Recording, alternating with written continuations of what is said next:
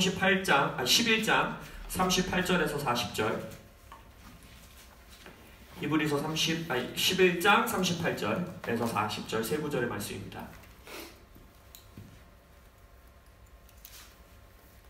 히브리서 11장 38절에서 40절 세 구절의 말씀 저와 함께 한 목소리로 합독하시겠습니다. 히브리서 11장 38에서 40절입니다. 시작. 이런 사람은 세상이 감당하지 못하느니라. 그들이 광야와 산과 동굴과 토굴에 유리하였느니라. 이 사람들은 다 믿음으로 말미암아 증거를 받았으나 약속된 것을 받지 못하였으니 이는 하나님이 우리를 위하여 더 좋은 것을 예비하셨은즉 우리가 아니면 그들로 온전함을 이루지 못하게 하려 하심이라. 아멘. 오늘 이제 저희 킹덤 컬처 하나님 나라의 문화 28번째 시간입니다. 28번째 시간. 오늘 살아내는 영혼 시리즈 6번째예요. 지금 히브리서 1장에서부터 지금 이제 11장까지 달려왔습니다. 그러면서 이제 아마 한 주나 2주 더 하면 이제 이 시리즈는 마무리가 될 것 같은데 이제 마지막 결론장 12장 13장이 남았어요. 우리가 오늘 살아내는 영혼, 그래서 오직 오늘이라 일컫는 하루 동안에 구원받은 자로서 영원의 인생을 살아내는 것을 지금 6주째 보고 있습니다. 한 주 한 주 하루를 살아내고 계십니까? 아멘. 우리의 하루가 정말 영원의 가치와 상급을 쌓는 하루 되고 계시기를 예수 이름으로 축원합니다. 왜냐하면 여러분들의 상급이 저의 상급이라고 말씀드렸어요. 또 제 상급이 여러분들의 상급이고 개인의 상급이 있겠으나 우리의 승리가 우리의 승리입니다. 아멘. 그래서 여러분이 잘해줘야 돼요. 저는 복받는 자가 될 겁니다. 또 여러분들은 제가 잘하도록 저를 위해 기도해 주셔야 돼요. 제가 상을 타야 여러분들이 상을 받습니다. 아멘. 그래서 지난주의 말씀을 기억하신다면 우리가 10장을 통해서 마지막 날에는 이제 1장 서론 부분의 마지막 날, 우리가 살고 있는 이 날에는 하나님 아버지께서 아들 예수 그리스도를 통하여 우리에게 말씀하시겠다라고 말씀하신 이후에 지금 1장에서부터 성경 이 히브리서 설교 전체에 줄기로 흐르고 있는 사건이 바로 정탐꾼 사건이라고 말씀드렸죠. 거인과 같은 아낙 자손 앞에서 담대하게 그 약속의 땅으로 들어가는 하루를 사느냐, 아니면 그 아낙 자손을 보고 우리는 메뚜기와 같은 존재이다, 저들은 너무 크다, 내 삶에 있는 골리앗이 너무 무섭다, 내 삶에 있는 문제가 너무 크다, 내 삶의 앞에 있는 고난과 이 어려움은 내가 이겨낼 수 없다 라고 생각하면서 물러나느냐, 그 싸움으로 우리의 오늘 하루 영원을 사는 삶을 사느냐 못 사느냐, 상급받는 인생이 되느냐 못 되느냐가 판가름 난다라고 이 히브리서 설교자는 말하고 있는 것입니다. 그래서 10장에서 여러분들 우리가 예고편 1편이었잖아요. 첫 번째 예고편. 10장에서 주었던 그 예고편이 뭐였어요? 너희들이 그 삶을 살기 위해서는 상급 주시는 자를 바라봐야 되고 상급이 있다는 걸 잊지 말아야 된다고 10장에서 히브리서 설교자가 강력하게 말합니다. 그래서 그 삶을 상급받는 인생을 어떤 인생이라고 말했어요? 무슨 단어를 썼어요? 믿음이었죠. 믿음. 믿음의 인생이 바로 상급받는 인생이다 라고 말했어요. 그래서 우리가 어제 지난주 말씀의 결론 구절만 한번 다시 한번 보겠습니다. 10장 35절부터 39절 한번 보세요. 제가 읽을 것입니다. 그러므로 너희 담대함을 버리지 말라. 이것이 큰 상급을 얻게 하느니라. 너희에게 인내가 필요함은 너희가 하나님의 뜻을 행한 후에 약속하신 것을 받기 위함이라. 잠깐 후면 오실 이가 오시리니 지체하지 아니하시리라. 나의 의인은 믿음으로 말미암아 살리라. 또한 뒤로 물러나면 내 마음이 그를 기뻐하지 아니하리라 하셨느니라. 우리는 뒤로 물러가 멸망할 자가 아니요 오직 영혼을 구원함에 이르는 믿음을 가진 자니라. 아멘. 아낙 자손들 앞에서 물러가 멸망당하지 않는 자들 되시길 예수 이름으로 축원합니다. 약속의 땅으로 들어가시는 여러분 되시길 예수 이름으로 축원합니다. 그 영혼을 구원하는 삶이 믿음을 가진 자의 인생이다라고 말하고 있는 거예요. 믿음. 이 10장 38절에 나의 의인은 믿음으로 말미암아 살리라. 오직 의인은 믿음으로 말미암아 살리라 찬양도 있죠. 이게 유명한 구절이에요. 굉장히 유명해요. 얼마나 유명하냐면 성경 신약 성경에서 이 구약 성경은 3번이나 인용됩니다. 그런 구절들이 많지 않거든요. 사도 바울도 오직 의인은 믿음으로 살리라 이 말씀을 2번의 편지에 인용합니다. 갈라디아서 3장에서도 이 말씀을 한번 인용하고 로마서 1장에서도 이 말씀을 한번 인용해요. 근데 바울은 이 말씀을 어떠한 배경에서 인용하느냐?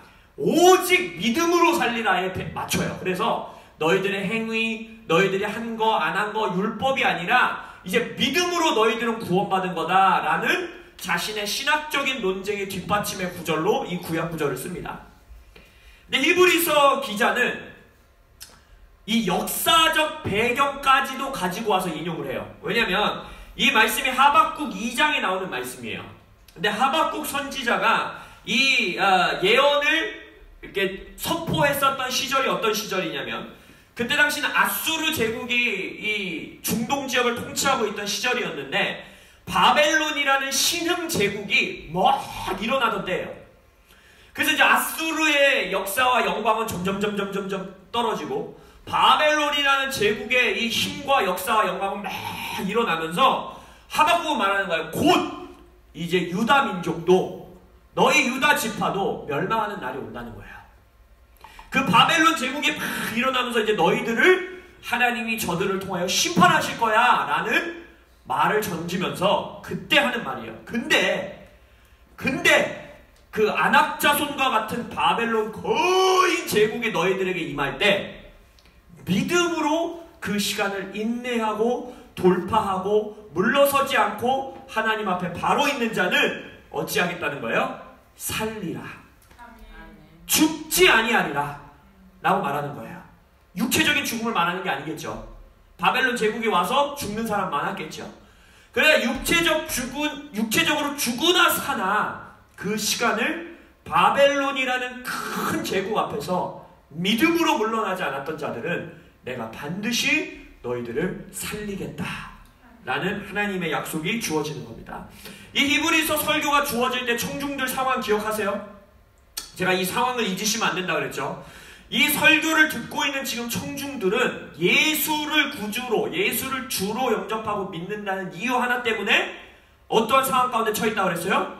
목숨을 빼앗길 수도 있고 감옥에 들어갈 수도 있고 재산을 몰수당할 수도 있고 내 처자식을 빼앗아갈 수도 있고 그러한 상황 앞에서 지금 이들이 나 기독교인 아니에요, 나 유대인이에요 라고 말하는 상황 가운데 가느냐, 아니면 죽기까지 내가 아니다, 나는 예수만이 주인입니다 라고 말하느냐, 이 갈림길에 서 있는 자들에게 지금 히브리서 설교자는 돌아가지 마라, 안악자손 앞에서 너희들이 돌아가지 마, 광야에서 멸망당하는 자같이 너희들의 선조와 같이 되지 말아라, 함께 권면하여 함께 팔짱 끼고 서로 피차 권면해서 우리의 아르케고스 예수 그리스도를 바라보면서 나가자. 오늘 예고편 2탄이거든요. 오늘은 마지막 결론은 어떻게 하는지 아세요? 그래서 막 나가자 이러고서 13장 결론은 어떻게 낼까요? 죽어야 되면 죽자 라고 결론을 내요. 죽어야 되면 죽어야지. 육체가 죽음을 당하도 약속의 땅으로 들어가는 자들이 되자.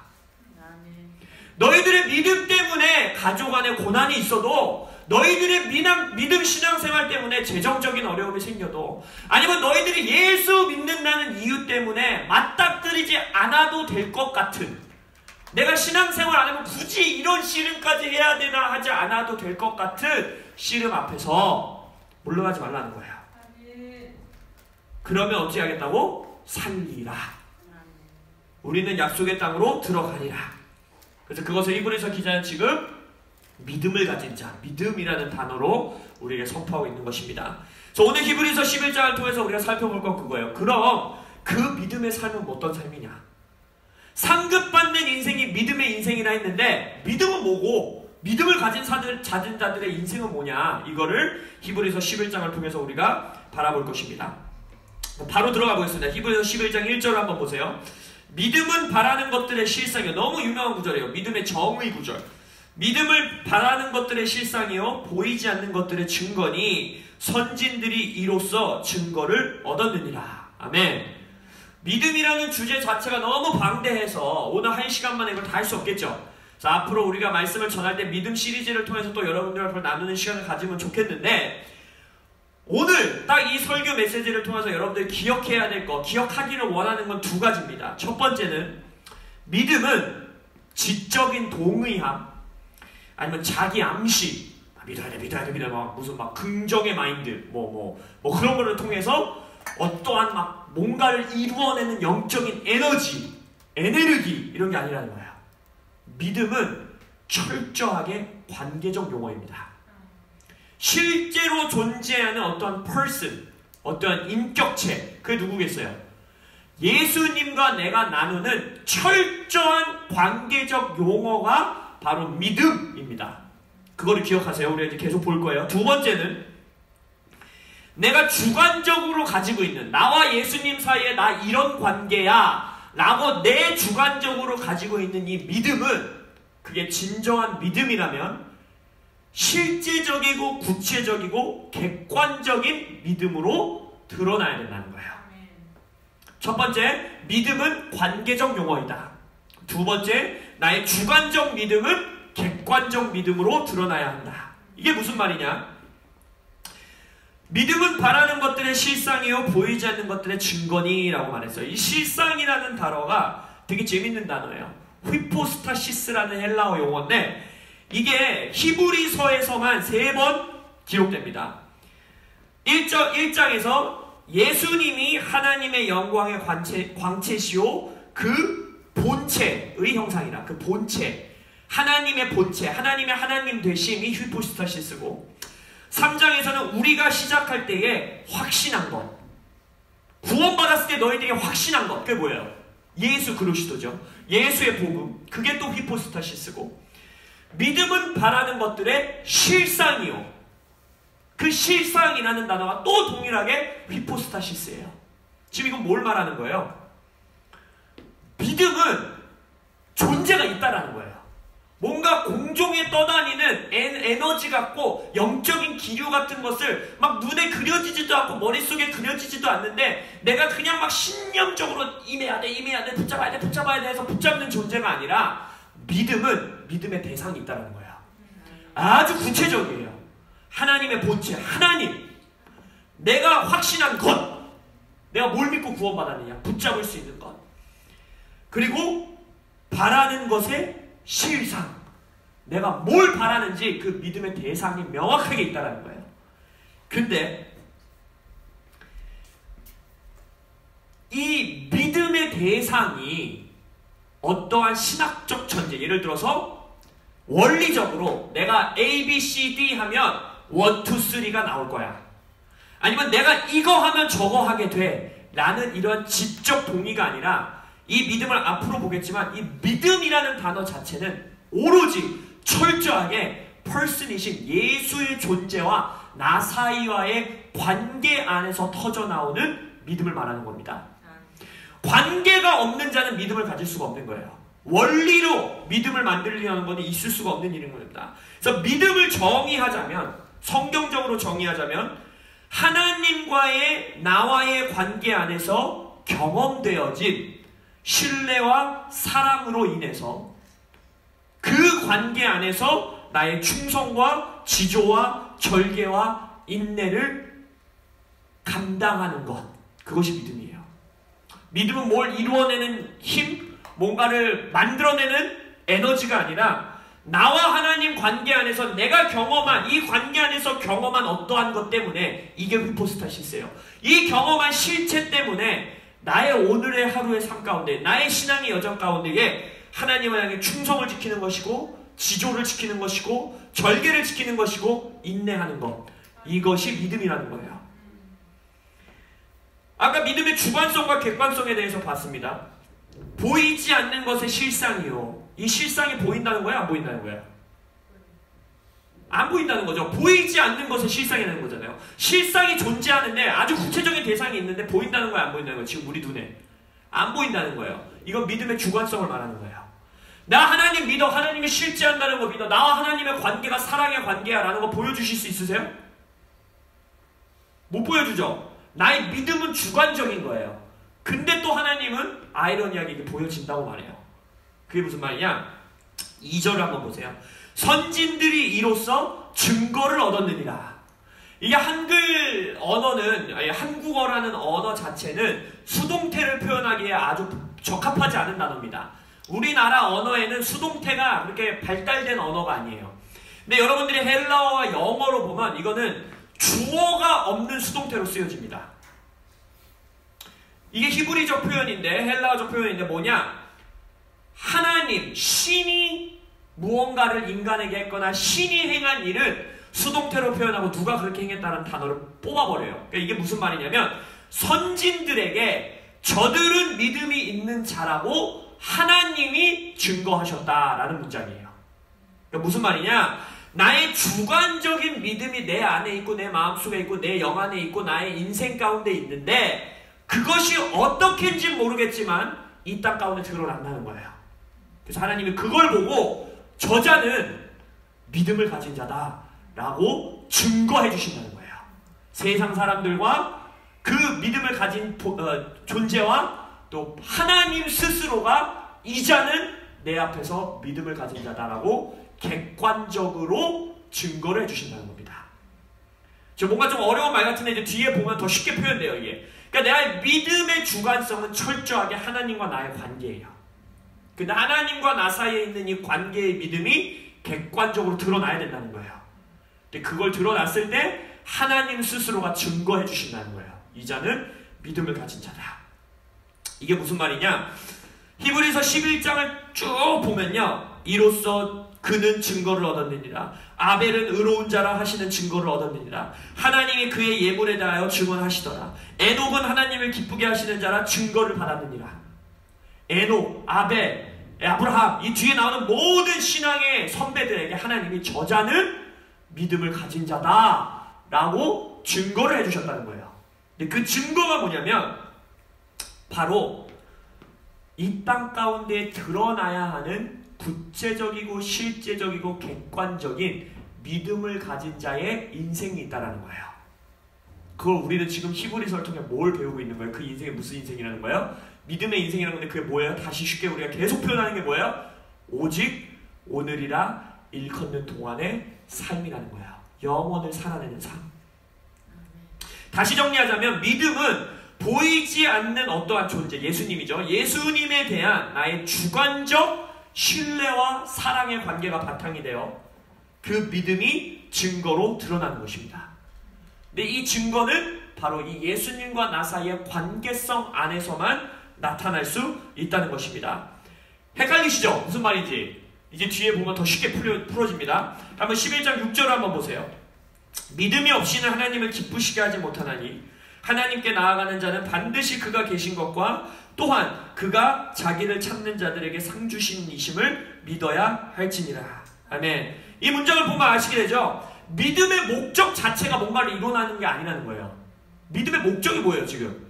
하나님을 기쁘시게 하기 원하는 나의 마음, 하나님을 기쁘게 하기 원하는 내 소원이 믿음이라는 거예요. 나와 하나님과의 관계 때문에 나는 하나님께 기쁨이 되고 싶어, 하나님을 기쁘게 하고 싶어, 하나님을 웃게 하고 싶어, 하나님이 나를 기뻐하셨으면 좋겠어 라는 철저하게 관계성 안에서 풀어지는 것이 믿음이라는 거예요. 근데 그 관계성 안에서 우리가 뭘 믿는데요? 하나님이 계신 것과 자기를 eagerly waiting, 열심으로 찾는 자에게 상 주신 이심을 믿는데요. 이게 무슨 말이에요? 이 하나님은 나와 관계없이 저 멀리 계시는 어느 한날은 이 땅을 구원하실 신으로서 믿는 것이 아니라 하나님이 계시는데 그 하나님이 어떤 하나님이라는 거예요? 내 인생에 개입하신다는 거예요. 내 인생의 하루를 통하여 상급을 주시고 내 인생의 하루를 때에 따라 돕는 은혜로 나를 만나주시고 나와 관계 맺는 하나님임을 믿는 것이라는 거예요. 이러한 관계성 안에서 하나님을 신뢰하기 때문에 단순히 지적 동의로 하나님은 세상을 창조하셨지, 그래 하나님은 나를 사랑하시지, 예수님이 나를 구원하셨지라는 지적 동의가 아니라 나와 하나님 사이에 관계 안에서 터져나오는 신뢰와 사랑이 있기 때문에 오직 오늘이라 일컫는 나의 하루 동안에 충성하는 것이고 인내하는 것이고 지조와 절개를 지키는 것이고 안악자손 앞에서 두려움으로 물러나지 않을 수 있는 것입니다. 이 관계 때문에 나의 하루가 다른 거예요, 남들과. 히브리서는 11장은요 믿음의 장이라 불려요. 고린도전서 13장이 사랑의 장이고 고린도전서 15장이 부활의 장이고 요한복음 17장이 예수님의 기도장이고 이런 특징적인 장들이 있는데 히브리서 11장은 우리가 너무 잘 아는 믿음의 장입니다. 믿음의 용사들도 이러한 자신의 하나님과 자신 사이의 주관적인 믿음과 관계가 객관적으로 드러난 것에 대해서 계속 설명해요. 4절에 보면 아벨은 하나님과의 관계 때문에 의로운 제사가 드림으로 그 객관적 믿음을 드러냈고, 에녹은 하나님을 기쁘게 하심으로 객관적인 증거로 뭐가 드러났어요? 옮김을 당했죠. 죽지 않고. 5절에 보면 노아는 7절에 보면 하나님과 그의 신뢰관계 때문에 눈앞에 드러난 객관성이 뭐예요? 방주를 순종함으로 지었고, 8절에 보면 아브라함은 하나님을 믿었고 신뢰했고 관계가 있기 때문에 뭘 했어요? 길을 떠났어요. 어디로 갈 바를 알지 못하고. 사라는 11절에 보면 믿음으로 사라 자신도 나이가 많아 단산하였으나 잉태할 수 있는 힘을 얻었나니 이는 약속하신 이를 미쁘신 줄 알았습니다. 하나님이 신실하시고 미쁘시다는 걸 신뢰하는 관계, 주관적인 믿음이 있었기 때문에 객관적인 믿음의 증거로 뭐가 나타났다는 거예요? 단산되었는데 아기를 가질 수 없는 상태인데 잉태하는 힘을 얻었다는 거예요. 하나님이 그걸 보고 뭐라는 거예요? 저자들은 믿음을 가진 자였다 라고 증거해 주셨다는 것입니다. 13절부터 한번 보겠습니다. 이 사람들은 다 믿음을 따라 죽었으며 약속을 받지 못하였으되 그것들을 멀리서 보고 환영하며 또 땅에서는 외국인과 나그네임을 증언하였으니 그들이 이같이 말하는 것은 자기들이 본향 찾는 자임을 나타냅니다. 그들이 나온 바 본향을 생각하였더라면 돌아갈 기회가 있었으려니와 그들이 이제는 더 나은 본향을 사모하니 곧 하늘에 있는 것이다. 이러므로 하나님이 그들의 하나님이라 일컬음 받으심을 부끄러워하지 아니하시고 그들을 위하여 한 성을 예비하셨느니라. 아멘. 이게 무슨 말이에요? 나에게 상급을 주시는 하나님이라는 약속을 신뢰함으로써, 또 관계죠. 그러한 하나님을 약속을 받았어요. 그것을 멀리서 봤대요. 그 약속을 봤대요. 주관적 믿음이죠. 그 주관적 믿음이 객관적 믿음으로 어떻게 드러났다는 거예요? 이 땅에서 외국인과 나그네 같이 살았다는 거예요. 더 나은 본향, 더 나은 본향이 뭐야? 우리가 소위 말하는 저 하늘 본향. 그걸 본 거예요. 그걸 보니까 저 나은 본향을 위해서 이 땅에서는 마치 월세 사는 것 같이 난 나그네야, 곧 떠날 자야 라는 것 같이 이 땅을 살았다라는 거예요. 외국인같이, 나그네같이. 이들이 나온 바 본향, 이 본향은 어디 본향이에요? 하늘의 본향이 아니에요. 나온 바, 어디서 나왔어요? 이들이 지금 애굽에서 나왔잖아요. 세상을 뜻하는 거예요. 그 세상을 생각하였더라면 돌아갈 기회가 있었거니와, 무슨 말이에요? 애굽으로 돌아가려면 돌아갈 수 있었다는 거예요. 근데 돌아갔어요? 안 돌아갔어요? 안 돌아갔죠. 왜 안 돌아갔어요? 더 나은 본향을 사모하기 때문에. 이러므로 하나님이 그들의 하나님이라 일컬음 받으심을 부끄러워하지 아니하시더라. 저의 인생의 비전입니다. 하나님이 임재승의 하나님이라 일컬음을 부끄러워하지 않는 인생을 전 살기 원해요. 하나님이 내가 니네 하나님이야 라고 말하는 걸 자랑스럽게 사단과 천사와 세상과 아들 예수와 성령 하나님에게 내 사람이야, 나 제 하나님이야, 임재승의 하나님이야, 한명찬의 하나님이야, 임지연의 하나님이야 라고 하나님이 자랑하실 수 있는 그러한 인생 되시기를 예수의 이름으로 축원합니다. 얼마나 가슴 벅찬 증거입니까? 나 같은 피조물을 하나님, 창조주 하나님 보면서 나 임재승의 하나님이다 라고 명명되는 게 부끄럽지 않다. 그러한 인생 사시는 여러분들 되시기를 예수의 이름으로 축원합니다. 하늘의 본향을 사모해서 이 땅을 나그네같이 살았다는 말을 오해하시면 안 돼요. 마치 그러면 이 땅의 삶을 다 제쳐두고 먹고 사는 문제 다 필요 없다, 기도원 가서 기도하고 산으로 들어가서 하나님만 섬겨라, 이 뭐 학교도 가지 말고 이 땅에서 무슨 돈을 버냐, 그냥 하나님 섬기며 살아라 라는 인생을 살았다라고 말하지 않아요. 오히려 이 믿음의 선배들의 삶을 지금 11장에 처음부터 끝까지 쫙 열거하는 것을 보면 누구보다 그들의 하루, 그들의 땅의 삶을 철저하게 산 자들이었어요. 나의 저 멀리 있는 본향의 가치를 보고 상급 주시는 하나님을 봤기 때문에 오늘 하루를 누구보다 더 철저하게 영원의 삶을 살아내는 것, 그것이 바로 더 나은 본향을 사모하는 자들의 인생이라는 거예요. 이게 어떻게 아느냐? 그 뒤에 또 설명이 나오거든요. 17절을 보세요. 아브라함의 그 주관적 믿음이 어떻게 드러났대요? 이삭을 바치는 삶으로 드러났대요. 20절을 보세요. 이삭은 야곱과 에서를 믿음으로 본 대로 다 일어나지도 않는 일을 믿음으로 축복하고 예언했어요. 객관적으로 드러났죠. 야곱도 21절에 보면 장차 있을 일을 그들의 12 아들들에게 예언하고 축복했어요. 요셉도 22절에 보면 우리 떠나게 될 거야. 너희들이 이 애굽을 떠나는 날이 있을 거야 라고 믿음으로 예언했대요. 객관적인 증거가 있다는 거예요. 더 나아가 요셉은 뭐라 그래요? 그때 내 뼈를 가져가라 마에 자녀들에게 확언을 받아요. 나를 여기 두지 말아라. 모세 부모님은 어떻게 했대요? 23절에 아이를 숨겼대요. 이 모든 것이 하나님과 나 사이에 관계 안에 있는 주관적인 믿음이 나의 오늘 하루의 삶에 구체적으로 드러난다는 거예요. 여러분 삶에 드러나야 되는 구체적인 객관적인 믿음은 무엇입니까? 돈의 문제 앞에서 여러분은 오늘 하루 어떻게 사세요? 자녀의 문제 앞에서 여러분들은 오늘 하루를 어떻게 사십니까? 죄의 유혹 앞에서 여러분들은 오늘 하루 여러분의 믿음을 어떻게 표현하고 계십니까? 학교 생활할 때, 직장 생활할 때, 내 마음이 무너질 때, 상사가 나를 괴롭힐 때, 동료들과의 관계적 어려움이 있을 때, 그 삶의 순간순간순간에 여러분의 주관적인 믿음, 하나님과 내가 하나님을 사랑하는 자야 라는 그 믿음이, 나에게 상 주시는 이라는 걸 믿어 라는 그 믿음이 어떻게 드러나고 계십니까? 지금 히브리서 설교자는 우리에게 질문하고 있는 것입니다. 모세의 인생도 볼까요? 24절부터 한번 보세요. 믿음으로 모세는 장성하여 바로의 공주의 아들이라 칭함받기를 거절하고 도리어 하나님의 백성과 함께 고난받기를 잠시 죄악의 낙을 누리는 것보다 더 좋아하고 그리스도를 위하여 받는 수모를 애굽의 모든 보화보다 더 큰 재물로 여겼으니, 모세가요 편히 살 수 있었다는 거예요.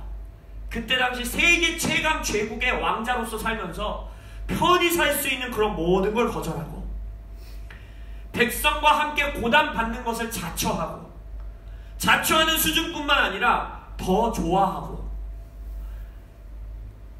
그리스도를 위하여 받는 수모와 고난과 핍박과 어려움과 불편함과 그 삶을 세계 최강 제국에서 누릴 수 있는 보화와 편안함과 안락함과 기쁨과 쾌락과 향락보다 더 큰 재물로 여겼으니, 그럴 수 있었던 이유가 뭐래요? 이는 because 상 주시는 이를 바라봅니다.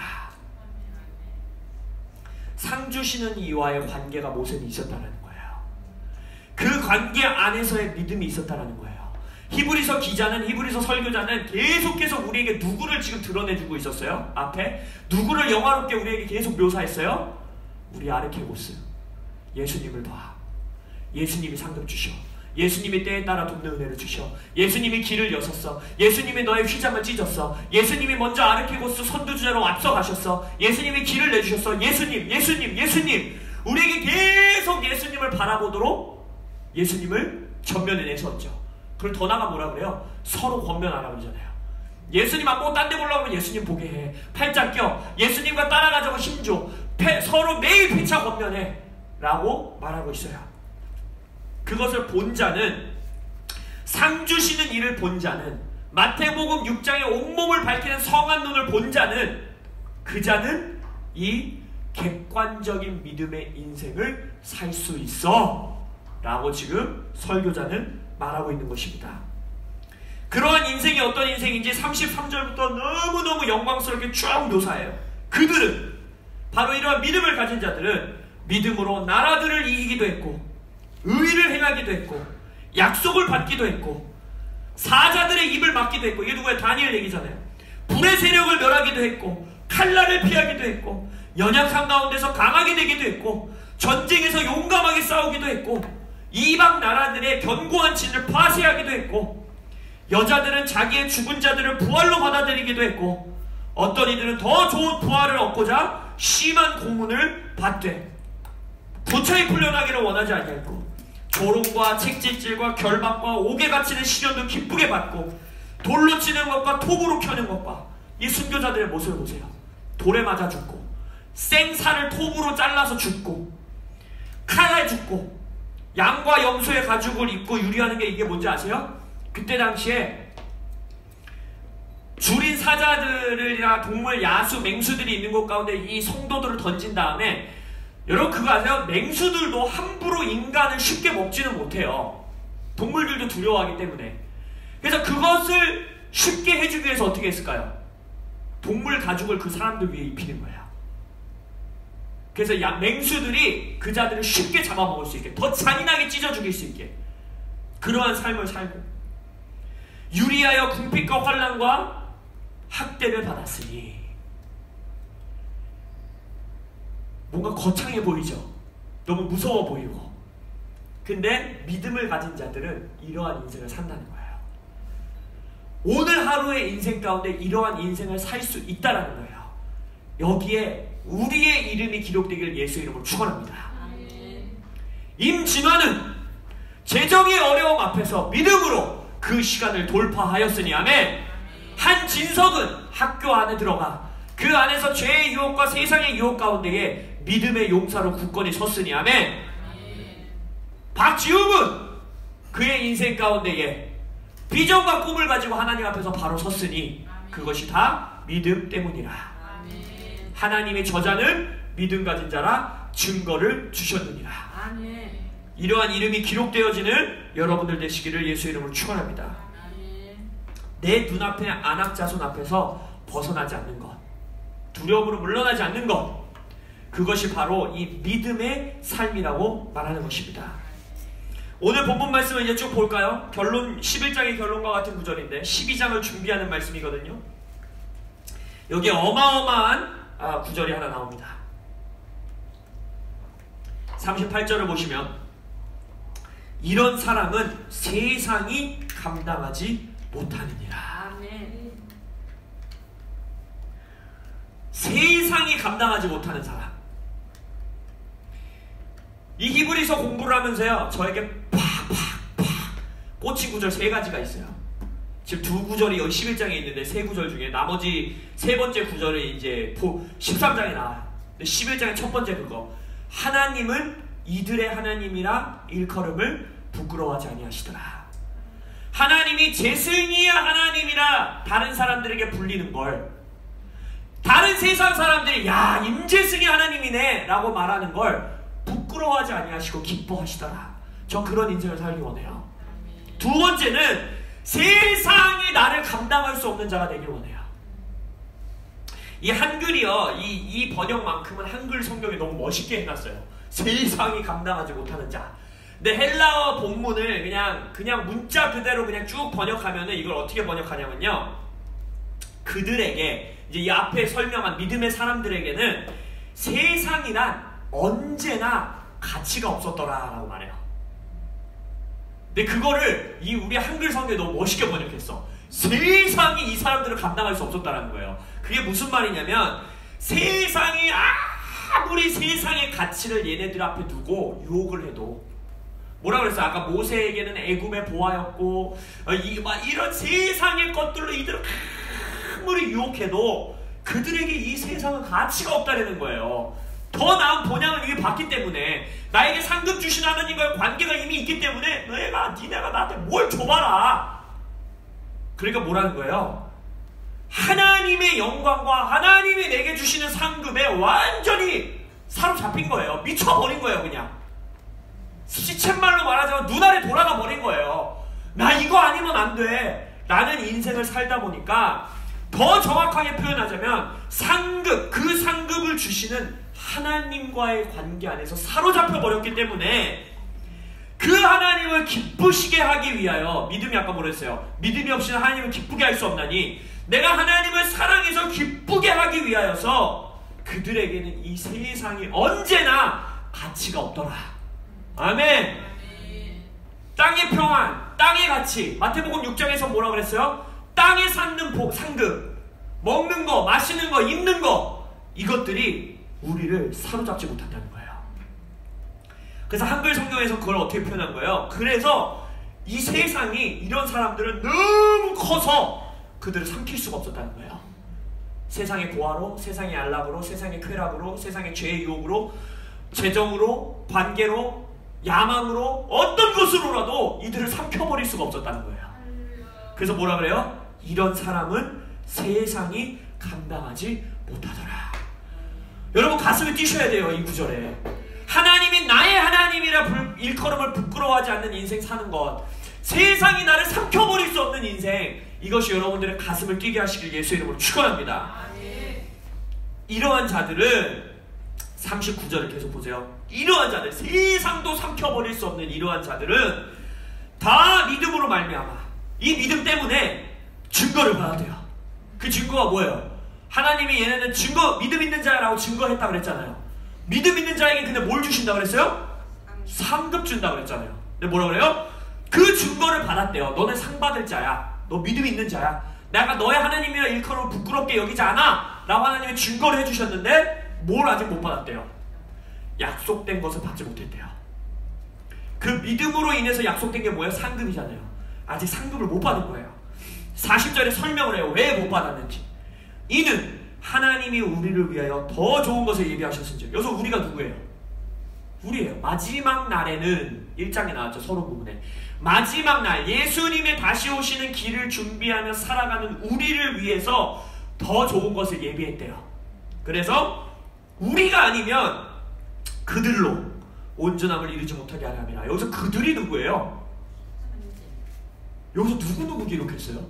아브라함, 에녹, 에손 아니죠. 아브라함, 야벳, 노아, 사라, 다윗, 모세, 야곱의 12 아들들.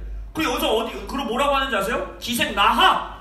그리고 여기서 아예 말해요. 히브리서 기자가, 야 내가 누굴 더 말하겠냐. 기드온, 바락, 삼손, 입다, 다윗, 사무엘, 선지자 다 말하면 시간이 부족해. 니네 성경에서 읽었던 모든 믿음의 선진들 있잖아 라고 11장을 기록한 거거든요. 우리 성경 읽으면서 그분들의 인생을 통해서 하나님을 만나잖아요. 근데 뭐라 그래요? 우리가 아니면 그 믿음의 선진들이 온전한 거 못 이룬대요. 상을 못 받는데요. 이건 어마어마한 구절입니다. 내가 오늘 하루를 어떻게 사느냐에 따라 그 위대한 다윗 왕이 약속된 것을 받느냐 못 받느냐가 결정된다는 거예요. 내가 오늘 하루 믿음의 삶을 어떻게 사느냐에 따라서 여러분의 돌아가신 부모님, 여러분의 믿음의 위에 있는 몇 대 손 할아버지가 상급을 받느냐 못 받느냐가 결정된다는 거예요. 지금 이게 예고편 2번째라 그랬잖아요. 12장에 가면 어떻게까지 안 하는 줄 아세요? 예수님의 상급을 받느냐 못 받느냐가 나의 인생과 연결되어 있어요. 오늘 현재의 삶을 얘기해 볼까요? 지웅이가 상급을 받는 인생을 사느냐 못 사느냐가 나의 상급과 연관이 되어 있다는 거예요. 박대한 형제가 오늘 하루를 어떻게 사느냐가 나의 영원한 인생과 커넥션 되어 있다는 거예요. 그래서 우리의 형제가 다음 한 주 시간을 따로 구별해서 복음을 위해 나아가는 이게요, 저 사람의 일이 아니에요. 저 사람의 일이야 라고 여기는 순간 여러분들은 지금 이 믿음의 가족의 인생에서 벗어나는 거예요. 갈라디아 6장에서는 믿음의 가족이라고 표현했고 에베소서 2장에서는 하나님의 가족이라고 표현했어요. 하나님의 권속. 하나님의 가족이 된다는 게 어떤 의미인지 아세요? 내가 사는 오늘 하루의 인생이 나의 옆에 있는 형제의 인생과 연결되어 있음을 믿고 더 철저하게 오직 오늘이라 일컫는 동안에 나의 믿음의 인생을 사는 거예요. 오직 오늘이라 일컫는 동안에 매일 피차 내 옆에 있는 형제를 권면하는 거예요. 예수를 바라보자. 너 안압자손 앞에서 물러나지 않아도 돼. 내가 너랑 같이 약속의 땅으로 들어갈게. 우리 예수님 믿고 들어가보자 라고 하는 인생을 사는 자가 하나님의 가족이라는 것입니다. 이렇게 예고편 2편이 마무리가 돼요. 그리고 12장 13장에 가서는 어마어마하게 영광스럽게, 야 내가 믿음의 선조 다 열거했지? 그게 어디까지 가는 줄 알아? 예수님에게까지 돌아가 라는 말로 시작하면서 12장 13장을 너무나 영광스럽게 이 설교를 클라이막스로 가지고 가서 마무리 지어요. 근데 이 11장을 통해서 우리가 기억해야 되는 거 이거예요. 두 가지. 나의 하나님이라 일컬음을 하나님이 부끄럽게 여기지 않더라. 한진석의 하나님이다. 박지인의 하나님이다. 한 명찬의 하나님이다라는 말을 하나님이 듣길 원하신다는 거예요. 두 번째, 세상이 나를 삼키려고 별 욕을 다 써도 나의 이것도 줘보려고 그러고 저것도 줘보려고 하고 두렵게 하려고도 하고 무서움을 주려고 하다가 유혹을 줘보려고도 하고 흔들어 보려고도 하고 별의 별 생 난리 생 쇼를 다 해도 얘는 내가 삼켜버릴 수가 없구나. 세상은 언제나 나에게 가치가 없다라고 말할 수 있는 인생, 그것이 상급 주시는 이를 바라본 자는 오늘 하루 살 수 있다는 거예요. 이 두 가지의 인생이 여러분들의 가슴을 뛰게 만드시기를 예수의 이름으로 축원합니다. 이게 복음입니다. 이 복음의 실제가 여러분들의 삶을 뛰게 만드시기를, 가슴을 뛰게 만드시기를 예수의 이름으로 축원합니다. 근데 이 믿음의 삶을 어떻게 산다는 거예요? 하나님과 나의 관계 안에서 산다는 거예요. 믿음은 절대 원리가 아닙니다. 믿음은 절대 A, B, C 하면 1, 2, 3 나타나, 이렇게 기도하면 이렇게 돼, 저렇게 기도하면 이렇게 돼가 아니라 이렇게 기도하는 이유, 저렇게 기도하는 이유, 1, 2, 3 하는 이유가 나와 하나님과의 신뢰와 사랑의 관계가 있기 때문이라는 거예요. 이것이 여러분들의 인생의 목표가 되실 예수의 이름으로 축원합니다. 여호와를 힘써 아십시오. 이 히브리서 설교자가 계속 우리에게 말하는 것처럼 예수를 만나시길 예수의 이름으로 축원합니다. 아르케고스 예수님을 만나시길 예수의 이름으로 축원합니다. 우리의 선두주자 되시고 마지막 주자 되시고 챔피언 되시고 우리의 믿음의 주관자 되시는 예수님을 아시는 하루를 사시기를 예수의 이름으로 축원합니다. 그리하여 그러한 예수님과 나의 관계 때문에, 예수님이 내게 상급 주시는 자라는 걸 믿기 때문에, 그 예수님을 사랑하기 때문에 오직 오늘이라 일컫는 동안에 안악자손 앞에서 물러나지 않으신 여러분 되시기를 예수의 이름으로 축원합니다. 그리고 내 옆에 있는 형제를 팔짱 끼고 우리 약속의 땅으로 들어가자 라고 매일 서로 피차 권면하시는 여러분들 되시기를 예수의 이름으로 축원합니다. 아멘. 오늘 이 말씀을 이렇게 마무리 짓기 원해요. 이 말씀을 준비하다가 혹여나 여러분들 마음속에 이런 생각이 들진 않을까라는 생각을 제가 했어요. 말씀을 이렇게 준비하면서 설교문 다 작성해 놓고 그 설교문 가지고 제가 이렇게 기도하다가 갑자기 딱 이 생각이 들었어요. 이 믿음의 선조 11장에 나오는 이들의 인생이 세상 말로 빡세 보입니까? 쉬워 보입니까? 엄청 빡세 보이죠? 힘들어 보이지 않으세요? 아니 너무 무섭게 적어놨잖아. 톱으로 켜는 것, 막 예수 믿는다고 내 몸을 막 톱으로 썰어요. 막 이런 삶을 사는 게 믿음의 삶이라고 막 표현해 놓으니까 혹여나 여러분 마음속에 이렇게 빡세고 치열하게 신앙생활 굳이 해야 되나? 그냥 교회 다니고 11조 하고 그냥 교회 생활 열심히 하고 이렇게 예수님 믿다가 은혜 누리다가 천국 가면 안 되나? 그리스도인으로서 그냥 착하게 살고 도덕적으로 살다가 이런 위대한 상급 안 받아도 되니까 그냥 상급 10개 받을 거 하나만 받아도 되니까 굳이 내가 믿음의 생활을 이렇게 빡세게 해야 되나? 복음학교까지 가야 되나? 제자 훈련까지 받아야 되나? 이렇게까지 싸워야 되나? 라는 생각이 들지 않을까? 라는 갑자기 생각이 들었어요. 여러분, 히브리서에 지금 배도에 대한, 하나님을 벗어나고 하나님의 약속의 땅에서 완전히 끊어져 버리는 자들에 대한 경고, 우리가 히브리서 공부하면서 지금 여러 번 봤죠. 히브리서에 여러 번 나와요. 너희들이 하나님을 떠날까 두려워하노라, 그리스도께서 떨어질까 두려워하노라. 근데 제가 그 배도에 대한 경고를 보고 여러분에게 계속 말씀드렸던 게 뭐예요? 그 말씀을 가지고 너 배도했어, 너는 예수님 안에서 떨어졌어, 넌 지옥 가, 넌 천국 가, 이렇게 판단하라고 준 메시지가 아니라 뭐였어요? 권면하라고. 누구나 이러한 인생을 살 수 있으니까, 너희들의 선조가 안악자손에서 물러났던 것처럼 너도 그럴 수 있으니까 우리 같이 가자, 함께 가자 라고 권면하는 말씀을 우리에게 준 구절들이라고 했던 것들 기억나세요? 근데 그럼에도 불구하고 경고는 경고입니다. 그걸 기억하셔야 돼요. 이게 무슨 말이냐면, 히브리서 6장이랑 10장에 이 경고하는 대상이 누군지가 나와요. 한번 들어보세요.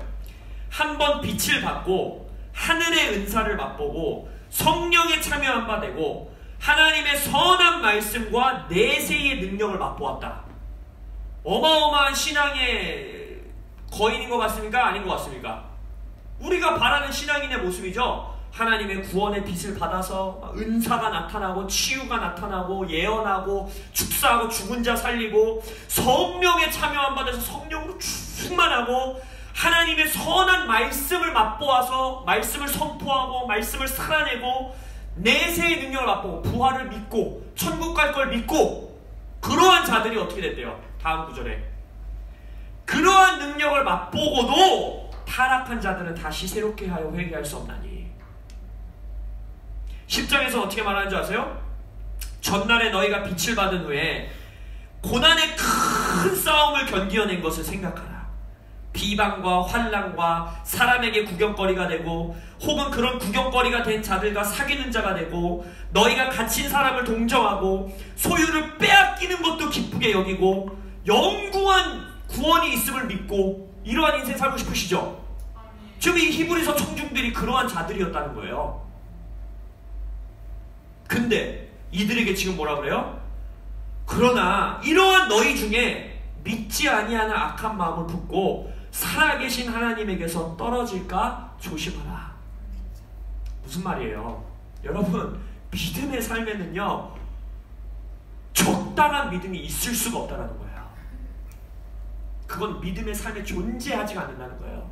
뭐라 그래요? 은사도 있고 성령 충만했고 말씀도 맛보았고 하나님을 위해서 막 고난도 받고 환난도 받고 싸움도 이겨내고 구경거리가 되고 소유도 다 뺏기는 인생을 살고도 배도의 길로 들어갈 수 있는 어려움이 있을 수 있다는 거예요. 여러분, 스포츠에 이런 말이 있어요. 가장 좋은 수비는 뭐다? 가장 효과적인 수비가 뭐라 그래요? 공격이다. 수비하려고 꽁꽁 싸매면은 꼭 후반 45분에 골 먹어요, 안 먹어요? 먹어요. 그리고 그 경기 져요, 이겨요? 아무리 44분 모든 골을 10번, 20번, 100번, 1000번 막았어도 후반 45분 연장에 한 골 먹으면 지는 거잖아요. 그래서 축구선수들, 야구선수들, 모든 운동선수들이 뭐라 그래요? 가장 효과적인 수비는, 가장 좋은 수비는 공격이다. 지금 뭐라고 하고 있는 거예요? 너희들이 과거에 이런 모든 하나님의 은혜를 경험하고도 지금 오늘 하루 안악자손 앞에서 물러나는 것이 너희들의 배도의 길로 이어질 수 있다는 거예요. 이 경고는요 진짜 경고입니다. 적당히 신앙생활 해야지. 이렇게 빡세게 신앙생활 했는데도 하나님 앞에서 무너질 수 있는 사람이라면 적당히 신앙생활 하는 자들은요 절대 마지막 날에 나오는 어둠의 공격 앞에서 버틸 수가 없을 거라고 지금 히브리서 기자는 권면의 말씀을 드리고 있는 거예요. 나 하나님 믿어. 나 천국 갈 거야. 죽으면 천국 가. 죄송하지만 하나님을 믿는다라는 건요 제가 여러 번 말씀드렸죠. 안악자손 앞에서 물려줘서 광야에서 40년 동안 죽어버린 자들이 하나님 계신 거 믿었어요? 안 믿었어요? 믿었어요. 우리 하나님의 선택받은 민족이란 것도 믿었어요. 근데 40년의 인생을 그냥 그 땅에서 낭비해버리고 죽어버린 거예요. 이건 우리에게 어마어마한 경고로 주어져야 되는 메시지입니다. 하나님이 계신 것과 두 번째 믿어야 되는 게 뭐예요? 나의 인생에 개입하시고 나의 인생에 상 주시는 이심을 믿어야 할지니라. 이러한 하나님과 나의 관계에 정말 나의 하나님이 인생에 개입하신 하나님이란 믿음을 가진 자는 오늘 하루의 삶을 이 믿음의 선조와 같이 철저하게 살 수밖에 없다는 거예요. 나의 오늘 하루를 상급받는 인생으로 살 수밖에 없는 것, 그것이 바로 믿음을 가진 자들이고 하나님이 그런 자들에게 그들의 하나님이라 일컬어지는 것을 부끄러워하지 않으시고 세상이 그들을 감당할 수 없는 인생을 살 수 있다는 것입니다. 저는 이건 알기 때문에 혹여나 여러분들의 모습 가운데에 조금이라도 안주하려는, 이 정도 믿음이면 됐지, 이 정도 신앙이면 됐지라고 안주하려는 모습이 보이면 저는 피차 권면할 것입니다. 저는 여러분들에게 제게 주신 하나님의 부르심이라고 믿어요. 제가 이 일을 제대로 하지 않는다면 저는 하나님 앞에서 책망받을 것이라고 믿기 때문에 우리 교회 안에 있는 공동체 안에 있는 자들의 혹여나 안주하려는 자들이 있다면, 안악자손 앞에서 물러나려는 자가 있다면, 이 정도면 됐지라고 말하는 자가 있다면 저는 여러분들을 가만두지 않을 것입니다. 매일 피차 권면할 것입니다. 설교로, 기도로, 중보로, 카톡으로, 전화통화로, 교제로, 신방으로, 어떠한 채널과 모습과 모양으로 하든지 여러분들을 안죽게 하지 않을 것입니다. 저에게도 여러분이 그렇게 해주셔야 돼요. 우리는 매일 서로 피차 권면하여 고난이 고난이 아니며 고통이 고통이 아니며 우리 더 나은 본향을 향해 나아가자 라고 권면하시는 여러분들 되시길 예수의 이름으로 축원합니다. 이러한 테스트는요, 여러분 평소에 이루어지지 않아요. 고난 없을 때, 모든 게 잘 돌아갈 때 나타나지 않아요. 언제 나타나요? 안악자손 앞에 섰을 때 나타나는 거예요. 내 삶에 거인이 막아설 때, 그때에 여러분들이 믿음을 가진 자다! 라는 증거를 받느냐, 아니면 광야 땅으로 들어가 40년의 인생을 뺑뺑 도는 인생을 사느냐가 그때 판가름 난다는 것입니다. 그렇다면 뒤집어 생각해 볼까요? 지금 여러분들의 인생 앞에 거인이 있다고 손 들어보세요. 고난이 아닙니다. 기회입니다. 하나님이 내가 너의 하나님이다 라고 일컬음을 당하는 걸 부끄러워하지 않는 하루의 인생을 살 수 있는 축복의 시간이 여러분에게 주어진 것입니다. 이러한 관점의 전환이 있는 여러분들 되시기를 예수의 이름으로 축원합니다. 아멘. 이 시간 함께 이 말씀 붙들고 기도하기 원합니다. 첫째로는 이 두 가지